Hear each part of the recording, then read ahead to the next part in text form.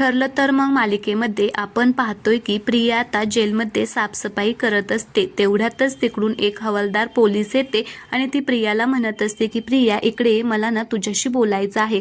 मग प्रिया म्हणत असते की काय झालं ताई बोल ना। तर आता ती पोलीस हवालदार मोबाईल घेते आणि प्रियाकडे देते। आता त्याच्यामध्ये मेसेज असतो, तो मेसेज आता प्रिया वाचते तर त्याच्यामध्ये लिहिलेलं असतं की कॉंग्रॅच्युलेशन प्रिया, पोलीस या क्षणी आता सायलीला अरेस्ट करतायत। आता हे न्यूज म्हणजे ही न्यूज ऐकून प्रियाच्या डोळ्यातच पाणी येतं आणि ती खूप खुश होते आणि म्हणत असते की काय हे सगळं खरं आहे ना, मला स्वप्न तर पडत नाहीये ना, आता मी काय करू।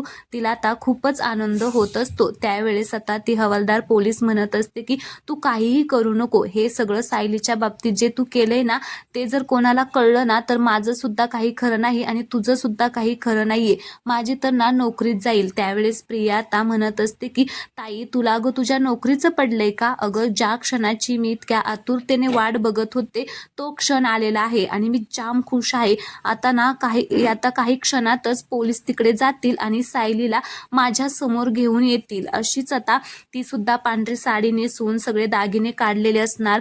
मला एवढा आनंद होत आहे ना काय सांगू। प्रिया आता वेड लागल्यासारखं काय करत असते, इकडे जाऊ का तिकडे जाऊ, तिला काहीच सुचत नसतं। त्यावेळेस ती म्हणत असते की कसं स्वागत करू मी माझ्या जाऊबाईंचं, मला कळत नाहीये कसं स्वागत करू। आणि ती सगळ्यांना म्हणत असते की या सगळेजण इकडे या। आता ती सगळ्यांना बोलवते आणि म्हणत असते की तुम्हाला डोहाळे जेवणाला सांगितलं होतं ना त्या सायलीने, तिने बघा मला खूप त्रास दिला होता ज्यामुळे मी ते तुरुंगामध्ये आलेली आहे। ती सायली सुद्धा आता इथे येणार आहे, तिला आता अरेस्ट झालेली आहे। त्यावेळेस एक बाई म्हणत असते की अगं आत्ताच अरेस्ट झालेला आहे ना, मग ती एवढ्या मोठ्या तुरुंगामध्ये कशाला येईल, तिला तर पोलीस कस्टडी होईल ना। त्यावेळेस प्रिया म्हणत असते की इकडे ये बबडे इकडे ये, असं म्हणून ती आता तिचं तोंडच दाबते आणि म्हणत असते की अगं मी काय तुला वेडी वाटले का, मूर्ख वाटते का ग। आता ती मग मुलगी म्हणत असते की काय झालं। त्यावेळेस ती म्हणते की बरं सॉरी पण मी तुला सांगते तिला पोलीस कस्टडी मिळणारच नाही, ती डायरेक्ट इथेच येणार आहे।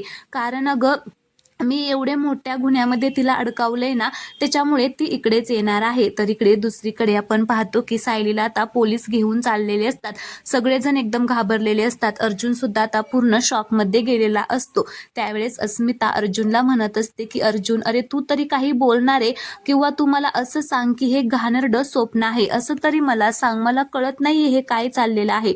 सगळेच जण खूप घाबरलेले असतात, अर्जुनला तर काहीच सुचत नाही। सायली रडत असते तर आता पोलीस काही ऐकतच नाही, ते आता सायलीला अरेस्ट करून आता तिथून घेऊन जातात। तर चला प्रेक्षकांनो, सायलीला तर तुरुंगात टाकल्यामुळे आता घरातली सगळेच चिडणार आहेत। तर आता हे सगळं कसं होणार हे पाहण्यासाठी चॅनलला सबस्क्राईब करा आणि व्हिडिओला लाईक करा। धन्यवाद।